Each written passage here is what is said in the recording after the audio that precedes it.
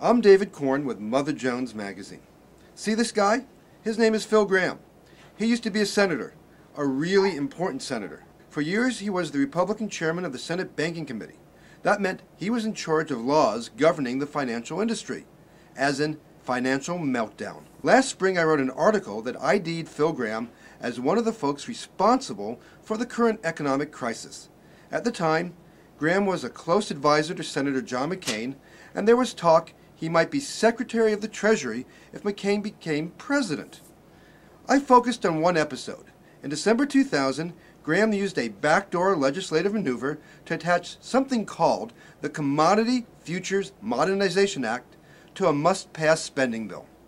This act prohibited the Commodity Futures Trading Commission from regulating credit default swaps. What are swaps? This is where it gets complicated. Swaps are complex financial products that big financial institutions buy and sell like insurance policies to cover investments.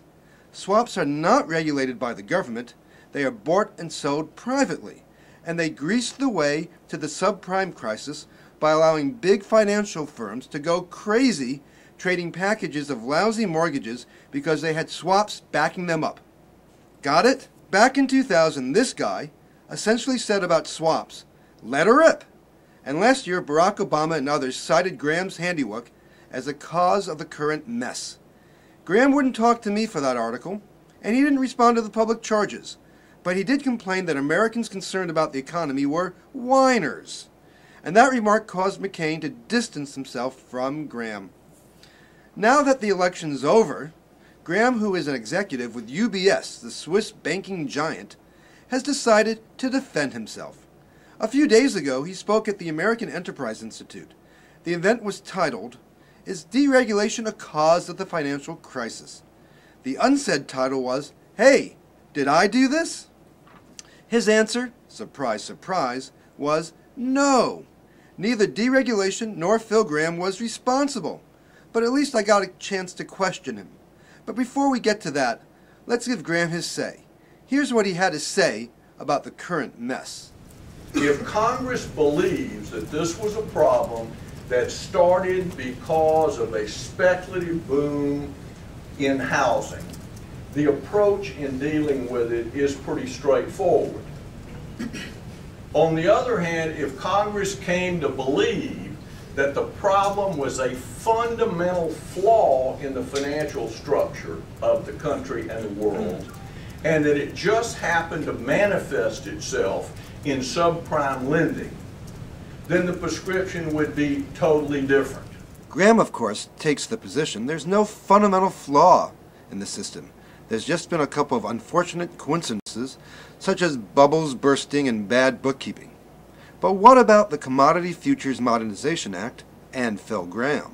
The Commodity Futures Modernization Act is an agricultural bill. I had only a small part in it, but the part I had was critical, which was supported by every financial regulator, Larry Summers, President Clinton, actively supported, debated in both houses, joint hearings, and Congress ultimately passed a law that said swaps are not futures. It did not deregulate them. And in the opaque system that we have had in credit default swaps, when the crisis occurred and when the magnitude of the problem was recognized, nobody knew who was left holding the bag. Technically, that's true. The bill just said that swaps couldn't be regulated by the Commodity Futures Trading Commission. But at the time, Gramm showed no interest whatsoever in having anyone else regulate these wild and woolly financial products. These days, Gramm does acknowledge swaps had their problems. And so, as a result, we lost the two things that no modern financial structure can function without. And those two things were confidence and trust. When it was question time at AEI, I asked Phil Gramm about a statement he made in 2000 touting the Commodity Futures Modernization Act as the beginning of a great new financial era. I have the statement you put into the congressional record at the time when the bill was passed. You said that this bill would protect financial institutions from over-regulation and would position our financial service industries to be world leaders in the next century. I'd like to know if you think that prediction came true.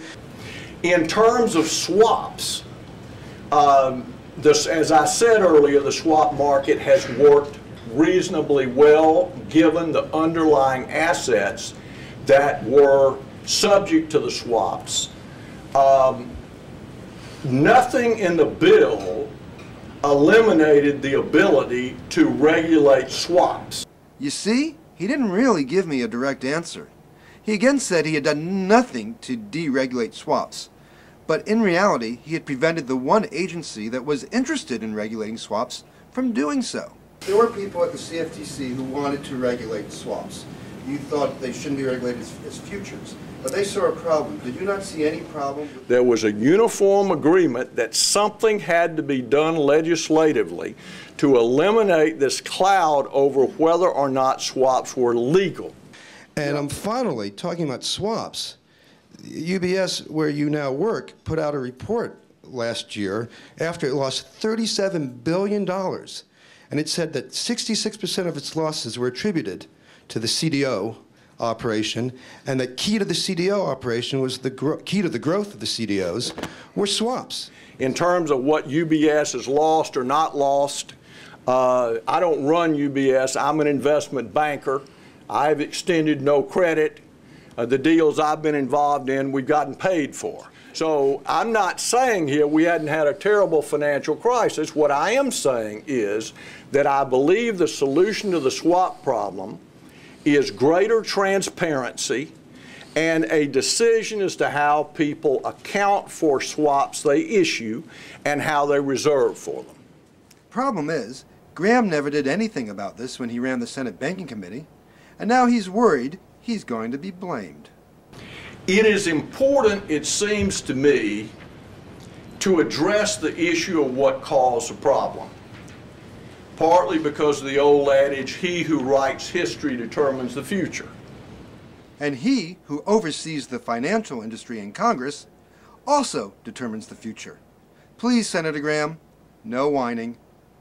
For Mother Jones, I'm David Korn.